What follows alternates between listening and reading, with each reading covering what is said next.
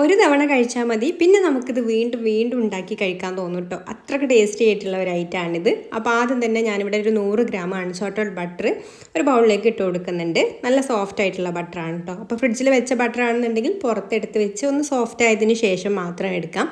ഇനി നമുക്കിതിലേക്ക് ഒരു 1/2 കപ്പ് പഞ്ചസാരയുടെ പൊടി ചേർത്ത് കൊടുക്കാം. എന്നിട്ട് ഇത് രണ്ടും കൂടെ നന്നായിട്ടൊന്ന് മിക്സ് ചെയ്ത് കൊടുക്കണം. അപ്പോൾ ഇതുപോലെ ഒരു വിസ്ക് വെച്ചിട്ട് നന്നായിട്ട് ഇത് രണ്ടും മിക്സായിട്ട് നല്ല സോഫ്റ്റായിട്ട് വരുന്നത് വരെ നന്നായിട്ട് ഇതുപോലെ അങ്ങ് മിക്സ് ചെയ്ത് കൊടുക്കാം. ബട്ടറും പഞ്ചസാരയും കൂടെ മിക്സ് ചെയ്ത് ഇതുപോലെ നല്ല സോഫ്റ്റ് ആയിട്ടുള്ള ഒരു ക്രീമി ആയിട്ട് വരുന്ന കേട്ടോ. ആ ഒരു രീതിയിൽ തന്നെ ഒന്ന് മിക്സ് ചെയ്ത് കൊടുക്കാം.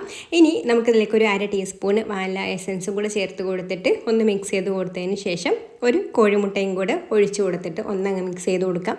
പിന്നെ ഒരുപാടങ്ങ് ഇനി മിക്സ് ചെയ്ത് കൊടുക്കേണ്ട ആവശ്യമില്ല, ജസ്റ്റ് എല്ലാം കൂടെ ഒന്നങ്ങ് യോജിപ്പിച്ചെടുത്താൽ മതി.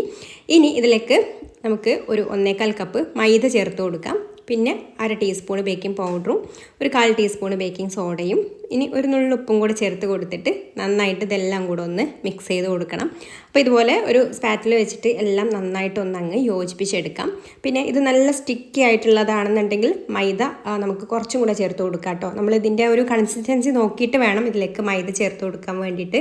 കാരണം മുട്ടയുടെ ആ ഒരു വലുപ്പത്തിനനുസരിച്ചിട്ട് മൈദയുടെ അളവിൽ ചിലപ്പോൾ അങ്ങോട്ടും ഇങ്ങോട്ടൊക്കെ മാറ്റം വരും കേട്ടോ. അപ്പോൾ ഈ ഒരു അളവിലേക്ക് തന്നെ ഞാനൊരു 2 ടേബിൾ സ്പൂണും കൂടെ എക്സ്ട്രാ മൈദ ചേർത്ത് കൊടുത്തിട്ടുണ്ട്. ചിലപ്പോൾ ഒരു 1.5 കപ്പ് വരെ ആവാം. അപ്പോൾ അത് നിങ്ങൾ എടുക്കുന്ന മുട്ടയുടെ വലുപ്പത്തിനനുസരിച്ചിട്ടിരിക്കും. അപ്പോൾ അത് നോക്കിയിട്ട് ഇതുപോലെ കുറച്ചൊരു ടൈറ്റായിട്ടുള്ള ഡോ ആണ് നമുക്കിതിലേക്ക് വേണ്ടത്.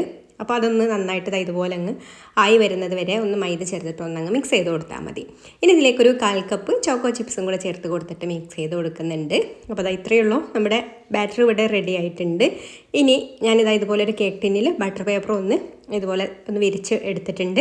അതിലേക്ക് നമ്മൾ ഈ ഒരു മാവിൽ നിന്ന് പകുതി ഭാഗം എടുക്കാം കേട്ടോ. പകുതിയിലും കുറച്ചും കൂടെ കൂടുതലായിട്ട് എടുത്തിട്ട് നന്നായിട്ട് ഇതുപോലെ അങ്ങ് പരത്തി കൊടുക്കാം. സൈഡിലേക്കൊന്ന് ഇതുപോലെ കയറ്റി വെച്ചിട്ട് വേണം കേട്ടോ പരത്തി കൊടുക്കാൻ വേണ്ടിയിട്ട്. എന്നിട്ട് നമുക്കിതിന് വേണ്ടിയിട്ടുള്ള ഫില്ലിംഗ് ആയിട്ട് ഞാനിവിടെ ന്യൂട്ടെല്ലയാണ് എടുത്തിട്ടുള്ളത്. ഏതെങ്കിലും ചോക്ലേറ്റ് സ്പ്രെഡ് എടുക്കാം, അല്ലെങ്കിൽ നല്ല ചോക്ലേറ്റ് വെച്ച് കൊടുത്താലും മതി. അപ്പോൾ ന്യൂട്ടെല്ല നന്നായിട്ട് ഇതുപോലെ സ്പ്രെഡ് ചെയ്ത് കൊടുക്കുന്നുണ്ട്. അപ്പോൾ ഇതൊക്കെ നമുക്ക് എത്രയാണോ ഫില്ലിങ് വേണ്ടത് അതിനനുസരിച്ചിട്ടുള്ളത് സ്പ്രെഡ് ചെയ്ത് കൊടുക്കുക കേട്ടോ.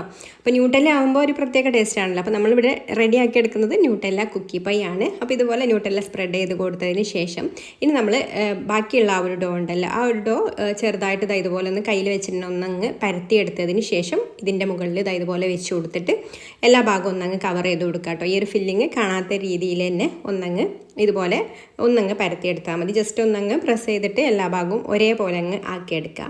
ഇനി നമുക്കിതിൻ്റെ മുകളിൽ വേണമെന്നുണ്ടെങ്കിൽ ചോക്കോ ചിപ്സ് കുറച്ചും കൂടെ ഇട്ട് കൊടുക്കാം. ഞാനിപ്പോൾ മാവിൽ അത്യാവശ്യം ചോക്കോ ചിപ്സ് ഉണ്ട്, അപ്പോൾ അതുകൊണ്ട് ഇട്ട് കൊടുക്കുന്നില്ല.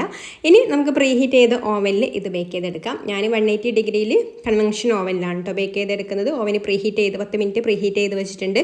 അതിൽ 180 ഡിഗ്രിയിൽ തന്നെ ഒരു 30-35 മിനിറ്റ് ഞാൻ ബേക്ക് ചെയ്തെടുക്കുന്നുണ്ട്. ഓരോ ഓവനനുസരിച്ചിട്ടും ടെമ്പറേച്ചറിൽ അങ്ങോട്ടും ഇങ്ങോട്ടൊക്കെ മാറ്റം വരും കേട്ടോ. ഓവൻ ഇല്ലാത്തവരാണെന്നുണ്ടെങ്കിൽ ഏതെങ്കിലും ചൂട് കട്ടിയുള്ള പാത്രം സ്റ്റൗവിൽ വെച്ച് കൊടുത്തിട്ട് അതിലൊരു റിങ്ങോ തട്ടോ എന്തെങ്കിലും വെച്ച് കൊടുത്തിട്ട് അതിലിറക്കി വെച്ചിട്ട് അടച്ച് വെച്ചിട്ടും ബേക്ക് ചെയ്തെടുക്കാം കേട്ടോ. അപ്പോൾ ഇത്രയേ ഉള്ളൂ, നമ്മുടെ അടിപൊളിയായിട്ടുള്ള ന്യൂട്ടെല്ല കുക്കി പൈ റെഡി ആയിട്ടുണ്ട്. നല്ല ടേസ്റ്റാണ് കേട്ടോ ഇത് കഴിക്കാൻ, നല്ലൊരു മണമാണ് ഇത് എടുക്കുന്ന സമയത്ത് തന്നെ. അപ്പോൾ ഇതുവരെ ട്രൈ ചെയ്ത് നോക്കാത്തവരുണ്ടെങ്കിൽ ഒന്ന് ട്രൈ ചെയ്ത് നോക്കിക്കോളൂ. ഇഷ്ടമായിട്ടുണ്ടെങ്കിൽ ലൈക്ക് ചെയ്യാനും ഷെയർ ചെയ്യാനും ചാനലൊന്ന് സബ്സ്ക്രൈബ് ചെയ്യാനും ഫേസ്ബുക്കിലാണ് കാണുന്നതെന്നുണ്ടെങ്കിൽ പേജ് ഒന്ന് ഫോളോ ചെയ്ത് സപ്പോർട്ട് ചെയ്യാനും കൂടി മറക്കല്ലേ. അപ്പോൾ ഇനി മറ്റൊരു നല്ല റെസിപ്പിയുമായിട്ട് അടുത്ത വീഡിയോയിൽ കാണാം. താങ്ക്